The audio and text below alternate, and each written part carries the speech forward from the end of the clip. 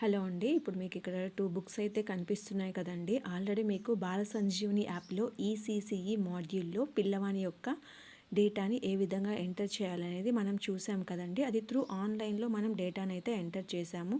As యూజువల్‌గా మనం ఇక్కడ బుక్స్‌లో కూడా అదే విధంగా ఆ డేటాని అయితే ఎంటర్ చేయాలండి. ఇక్కడ మనకి పైన ఇక్కడ 2 బుక్స్ కనిపిస్తున్నాయి కదండీ. ఇది ప్రీ ప్రైమరీ 1, ప్రీ ప్రైమరీ 2 అండి. ప్రీ ప్రైమరీ 1 అంటే 3 to 4 ఇయర్స్ పిల్లవాని యొక్క డేటా ఈ బుక్లో ఎంటర్ చేస్తామండి.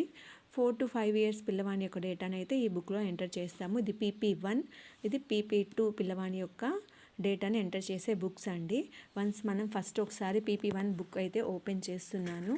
ఈ బుక్లో మనకి ఇక్కడ ఫస్ట్ ఇలా అయితే ఆల్రెడీ నేను ఫిల్ చేశానండి. ఇక్కడ అంగన్వాడీ కేంద్రం పేరు, అంగన్వాడీ కార్యకర్త పేరు, చిరునామా, బిడ్డ పేరు, అపార్ ఐడి, తల్లి పేరు, తండ్రి పేరు, బిడ్డ పుట్టిన తేదీ, లింగం అండి, ఆడాల అయితే మొగ, తర్వాత ఇంటి చిరునామా, అంగన్వాడీలో చేరిన తేదీ.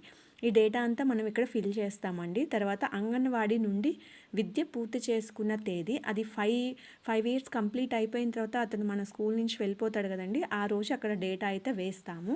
దెన్ తర్వాత ఇక్కడ మనకి కనిపిస్తుంది చూడండి నెక్స్ట్ పేజీలో.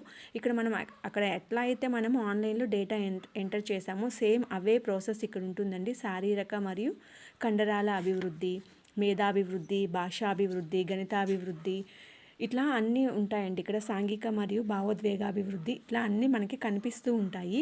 అయితే ఇక్కడ మనం క్లోజప్లో చూసినట్లయితే ఇక్కడ మనకి కనిపిస్తుంది కదండి.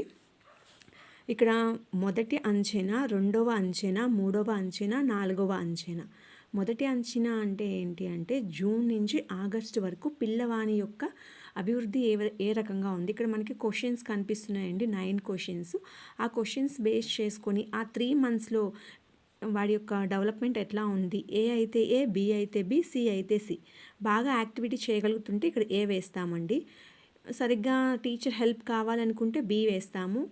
అస్సలు చేయలేకపోతుంటే సి అనేది ఎంటర్ చేస్తాము. అది ఫస్ట్ జూన్ నుంచి ఆగస్ట్ వరకు అండి. రెండవ అంచనా వచ్చేసి సెప్టెంబర్ నుంచి నవంబర్ వరకు. ఇక్కడి నుంచి ఇక్కడికి వచ్చేసరికి వాళ్ళు ఏదైనా డెవలప్మెంట్ కనిపించినట్లయితే మనము ఇక్కడ బి వేసినట్లయితే ఇక్కడ బాగా చేస్తుంటే ఏ వేస్తాము. తర్వాత నెక్స్ట్ వచ్చేసి మూడవ అంచనా డిసెంబర్ నుంచి ఫిబ్రవరి వరకు.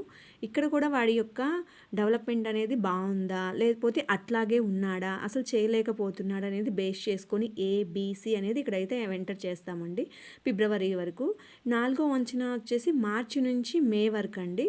సో మార్చ్, ఏప్రిల్, మే, ఈ 3 monthsలో వాడి యొక్క డెవలప్మెంట్ ఎలా ఉందో చూసి దాన్ని బేస్ చేసుకొని నెక్స్ట్ ఇక్కడ మనమైతే డేటాని ఫిల్ చేస్తామండి. సో ఇలా అన్నీ కంప్లీట్ చేసిన తర్వాత లాస్ట్ పేజ్లో ఇక్కడ ఎదుగుదల పర్యవేక్షణ. ఇక్కడ చూడండి, ఇక్కడ ఏమైతే ఉంది అంటే మనము బరువు, ఎత్తు, వయసుకు తగ్గ బరువు స్థితి అంటే అండర్ వెయిట్, స్టంటెడ్, వేస్టింగ్, ఇక్కడ మంత్స్ అండి ఇలా ఉన్నాయి. June, July, August, September, October, November, December, January, February, March, April, May. So ఇక్కడ ఎవ్రీ మంత్ మనము ఎట్లా అయితే గ్రోత్ బుక్లో వాళ్ళ యొక్క డేటాని ఎంటర్ చేస్తున్నామో యాజ్ యూజువల్గా ఇక్కడ కూడా మనం అదే విధంగా డేటాని అయితే ఎంటర్ చేయాలండి. నేను ఒక బుక్ చూపిస్తున్నాను చూడండి. నేను పిల్లవాని యొక్క డేటాని ఎవ్రీ మంత్ చెక్ చేసుకుంటూ వాడి యొక్క డెవలప్మెంట్ ఎలా ఉందో చూసుకుంటూ నేను ఇక్కడైతే వేశానండి. దాన్ని బేస్ చేసుకొని ఇక్కడ వేశాను. At the same time last పేజీలో వాని యొక్క హైటు, వెయిట్ వేస్తూ ఇక్కడ మనకి యాక్చువల్గా ఇక్కడ కనిపిస్తుంది చూడండి.